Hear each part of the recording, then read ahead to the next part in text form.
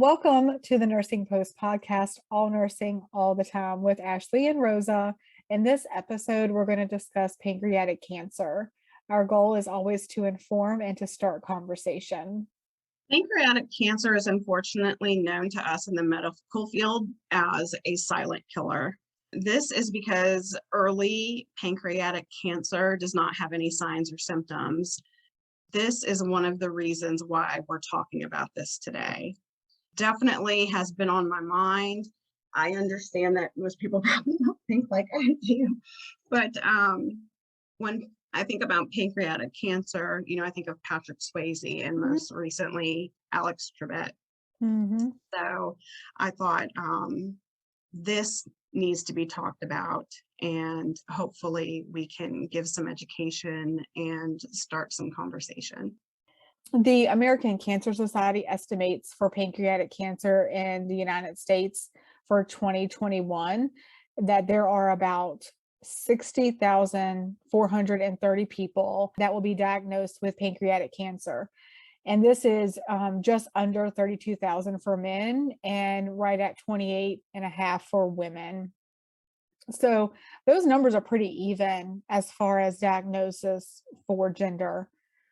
About just over 48,000 people will die from pancreatic cancer. Again, the men and the women, the numbers are very, very close together. Similar. Mm-hmm. Pancreatic cancer accounts for about 3% of all cancers in the United States and about 7% of all cancer deaths. The average lifetime risk of pancreatic cancer is about 1 in 64. Fewer than 1 in 5 pancreatic cancers appear to be confined to the pancreas at the time that they are found. That's because there's not a lot of symptoms. There are no symptoms in the early stages. And compared to other cancer, the combined 5-year survival rate for pancreatic cancer, the percentage of all patients who are living 5 years after diagnosis, is very low, and you're looking at 5 to 10%. It is slightly more common in men than in women, but it's not by much. No, it's slight. Literally, we're talking about thousands, not hundreds of thousands. Right. I know if you are not a healthcare professional, or maybe you are, you just didn't really specialize in the pancreas. We're going to talk about kind of what it is, what it does, and what is pancreatic cancer. And the pancreas is about a 6-inch long gland located in your abdomen near your liver and near part of the small intestine. And it's mainly on the right side of your abdomen. It's part of the endocrine system, and it helps regulate and control insulin and glucagon. The pancreas also secretes enzymes into your digestive tract to help with proper digestion and absorption. So it does play a big role in a lot of things, definitely to homeostasis. Yes. So pancreatic cancer is exactly what it sounds like. It's cancerous cells in the pancreas. Primary pancreatic cancer includes the endocrine and exocrine and the lymphoma systems. Unfortunately, cancers surrounding the pancreas can also metastasize. So what that means is, like, maybe you have cancer that didn't start necessarily in the pancreas. Maybe it was the bile duct, or maybe, the small intestine. Was your small intestines or your liver, and that cancer happened to spread and now has spread to your pancreas. There are several types of pancreatic cancer, with the most common of these cancers being cancers of the exocrine pancreatic adenocarcinomas. It's about 95% of all the cancers. And this type of cancer usually starts in the ducts of the pancreas. So, like Rosa was saying earlier, early pancreatic cancer does not have any signs or symptoms. So by the time there are any symptoms, the cancer is large and typically has already spread. It's already metastasized outside of the pancreas. one of the places that it can really go to and affect is the liver, and that can cause jaundice. There's also problems with dark urine, lightly colored or greasy stools, and itchy skin. Some people complain of back pain, stomach pain, nausea and vomiting, poor appetite, weight loss, gallbladder enlargement, liver enlargement, blood clots, and diabetes. The So risk, you can no, see go how a ahead. lot of these are really um, tied to how it has started to affect another system. Yeah, another Minus, organ system. right, minus the diabetes. I mean, that's going to be related to your pancreas. Um, but back pain, stomach pain, nausea and vomiting, poor appetite, weight loss, a lot of that's going to be, it may be affecting your stomach, or it's the mass is so large that it's pushing up Mhm. against your stomach and it's causing that issue. There are risk factors that are associated to pancreatic cancer. Number one on that list is tobacco use, being overweight, having diabetes. If you are chronically having episodes of pancreatitis, which is inflammation of your pancreas, that puts you at a higher risk. If you are exposed to certain chemicals at home or in the workplace, age has a factor. If you live long enough, they say everybody at some point is going to have cancer. Mm. Gender, as we told you before, men are slightly more likely to have pancreatic cancer than women. And race is a factor. According to the American Cancer Society, Blacks are at an increased risk, more so than whites. Unfortunately, it did not tell me why. And the only things that I can kind of think of are, we as a community are affected more by diabetes and other, medical conditions. But like I said, it was not listed the reason why. Family history, inherited genetic syndromes, diets where you're eating a lot of red and processed meats. There was an older study that said coffee was linked to giving you a higher risk of pancreatic cancer. I want to cry when I read that because I drink a lot of coffee. Heavy alcohol use. It makes sense. What gets affected? Your liver Your directly. liver. Yes. Um, and then if you have had a bacteria called H. pylori, or if you have had an infection of hepatitis B, what does hepatitis B affect? Your liver. I'm starting to get the notion here that the pancreas and the liver are cousins. Well, and Um, that's what you have to understand, that all of this stuff is kind of in the encapsulated same spot. right Yeah. in the same spot in, the upper quadrants of your stomach. Mhm. And so when you have things that are living that close together, there's going to be some intermingling a Yeah. little bit. And I think that a lot of that is connected, and we're all connected as one body. For somebody to Hmm. go, oh, that doesn't have anything to do with what I'm doing. It has to be a pretty far stretch. If you're working on somebody's heart, oh, your toe isn't affected. Well, yeah, actually It it could be. kind of It's is not, if there's a, circulatory. exactly, if there's a vascular issue. So every way that we can understand how we're more and more connected, you can understand how you can better take care of yourself. And knowing that if you're doing something that's affecting one part of your body, then there are going to be consequences, and it could be in different organs for that. I completely agree. Unfortunately, because there really aren't any signs and symptoms in the early stages, diagnosis is extremely uncommon. The pancreas sits deep inside the body, and it makes it very difficult to feel or see tumors on x-rays.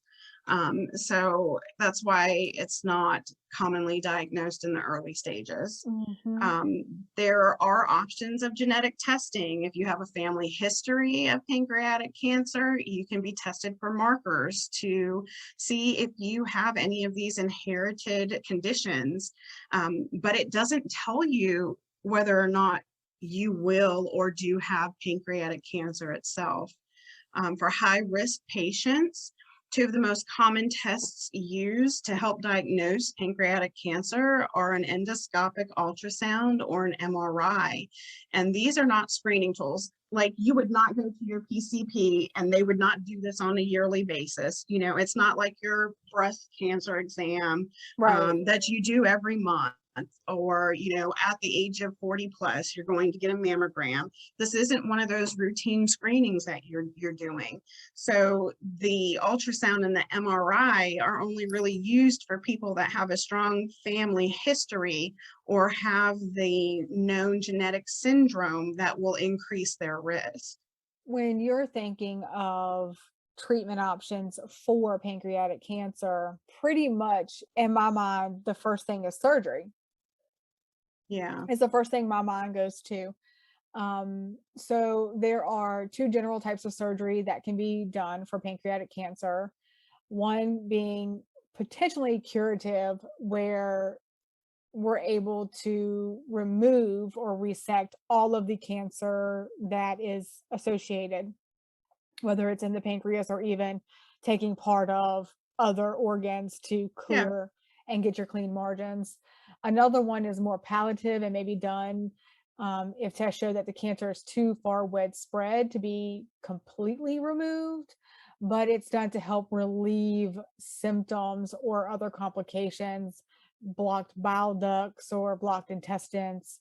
You know, the goal isn't to cure the cancer, the goal is to Treat help the symptoms. symptoms. Yes. Staging is done laparoscopically, so pretty much through surgery, you're just going in there and looking and seeing what's going on. There is a procedure called a Whipple. I've actually seen a Whipple procedure. Um, I didn't even hear, well, I've heard of it, but I didn't really know what it was until yeah, sat down and did the research for this. yes, it's very sad, and you know, and if you ever work in an OR and you walk into any OR, you should hear conversations going on, music in the background, all of that. Like, it's Mhm. very, people are like, oh, it's surgery. It's, you know, it's a very kind of relaxed environment. If you walk into an OR and it's quiet, there's a problem. Like, that's an immediate, like, that would give me anxiety if I walked into an OR and everybody was like stark quiet. I'd be like, what's wrong?" Let's be And thankful that the patient's under anesthesia. But you're yes. right. Like, I've been in several surgeries and, you know, the doctor likes a particular type of music and each doctor's Mhm. different. Trust me. One Yes. likes rock and roll, one likes classical, one likes heavy metal. There, it's all different. And But people don't need to get their panties in a bunch because music in the background has it's actually, soothing. it's been studied, and doctors are more efficient and there Hmm. are better outcomes. Yes. Anywho, this was a quiet OR because it was just such a tense case. So with the Whipple procedure, um, it's the most common procedure or operation to remove the cancer in the head of the pancreas. It's very complex and it does require um, a specific skill set, I should say. Not to interrupt you, which, you know, I do a lot and I apologize. Um, if somebody says to me, you're going to have a Whipple procedure, um, the nurse in me tends to go to the dark before the light. So my question to that surgeon is going to be, how many of these Whipple procedures have you had? And then my second question is going to be, out of those surgeries, how many of them were successful? I think a lot of that's going to depend on what you would consider successful. Yeah, interpretation. I get it. Yes. Just to kind of give you what this entails, the surgeon would take part of the head of the pancreas and sometimes part of the body, depending upon how much is affected. any nearby structures like the small intestines, the bile ducts, the gallbladder, lymph nodes that are near the pancreas, even sometimes part of the stomach is removed. And because you're doing so much in one area, there is a high risk of complication, and it can be life threatening. And when the operation is done by people that, how do I say this tactfully, don't do them very often, Mhm. um, as many as 15% of patients will die as a result of that surgery. That is very high in the OR world. I mean, It with is. And surgeries. that's why I was saying, that's why I went back to asking those questions. But then, it's also pros, there's cons. It's the Yes. benefit out has to outweigh the risk. And if you go to a facility where these are done more frequently, that number will drop dramatically I to agree. about 5%. So you do want to, if Do you're your in a homework. position where you can go to a different facility to have the procedure done, that would be in your best interest I agree. as a patient. And so it's hard, especially sometimes when this is done and it's not done to be curative, it's being done palliatively. Hmm. It's a lot because you're trying to make sure that you can do as much as you can, and I think that that's sometimes very trying on the surgeons because, their intent is to go in and get out as much as they can to try to get rid of it, and that's not always the case. I mean, when I think pancreatic cancer, you mentioned these actors. Hmm. Money could not fix this. No, this has nothing to do. Like, Unfortunately, it's this has pretty bad. nothing to do in regards to your social economical status, unless we're talking about the ability to not obtain treatment, or you Right. have diabetes and you can't afford your insulin or things like that. But you can't throw money at this and it go away. Exactly. So there are more surgeries, and we're just going to kind of highlight. So the distal pancreatectomy, the surgeon just removes the tail only of the pancreas, maybe a little bit of the body. The spleen is usually removed as well. The spleen is what helps your body help fight infection. So if it's removed, you're at increased risk for infection. So that you do have to take that into accountability. And with that, because you're at increased risk for infection before you have the surgery, you want to try and get as up to date on all your vaccines as you can. And vaccines like a 4-letter word right now, but I mean, this is like going back to basics, shingles, things like that. Instead of a distal pancreatectomy, you can have a total, which is where you remove the entire pancreas as well as the gallbladder, part of the stomach, and small intestines, as well as the spleen. This surgery is an option if the cancer has spread throughout the entire pancreas, but they feel like it can still be removed.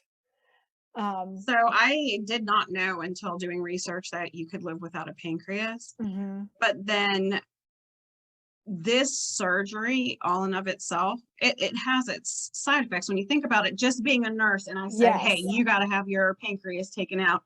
My thought is, well, geez, that's where your insulin and your glucagon comes from. So if I take your pancreas, we're going to have some medical intervention yes, because of the removal of your pancreas. yes. There are a lot of side effects, and I'm not talking like headache. Like, headache is the least of this person's problems when they've had Yeah. this type of surgery done. But ultimately, it is to either save a life or to prolong it for a couple Yes. of years. To be quite Hmm. honest, most of the time. There is palliative surgery. We had talked about this kind of a little bit earlier, where they just kind of go in and remove what they can to help symptomatically. Hmm. Um, it's not about people that it's not about curing it. It's not about helping prolong life. It's for Just for comfort. That's exactly what it's exactly. called, palliative. It's for Yes. comfort. You can have some stents placed just to help with like blocked bile ducts. Those are also to help a little bit with symptoms, and bypass surgery. And this is for people who are healthy enough. It's another option for relieving like the blocked bile ducts, where you just Mhm. you reroute things, just like you reroute blood flow to the heart bypass. I mean, it's just essentially you're just bypassing the pancreas, and you Mhm. can attach that bile duct directly to the small intestines. Mhm. Unfortunately, this surgery is used sometimes for like weight loss, Yes. just in case you need kind of like a visual of what that surgery would entail. And then ablation or embolization treatment. So where you are trying to stop a reaction from occurring. You know, when we ablate something, you're pretty much cauterizing it, you're killing it, Mhm. you know, you're cutting off blood flow. There are other things that you can do for treatment that aren't surgery, though. I guess that's a good thing. Yeah, and they're more common types of treatments with cancer, like radiation or chemo, targeted therapy, immunotherapy, and pain control. Those, when I think of cancer, I think those are the ones that people are more familiar with. As healthcare providers, we know that the prognosis for this particular cancer isn't good. And as nurses, we need to provide emotional and educational support to our patients and their families. For more resources, information, and support groups in your area, please visit www.cancer.org. You can find our references on our website, thenursingpostpodcast.com. Please be sure to subscribe to our podcast, and you can leave us a comment of your thoughts or suggestions. Thanks again for listening to the Nursing Post.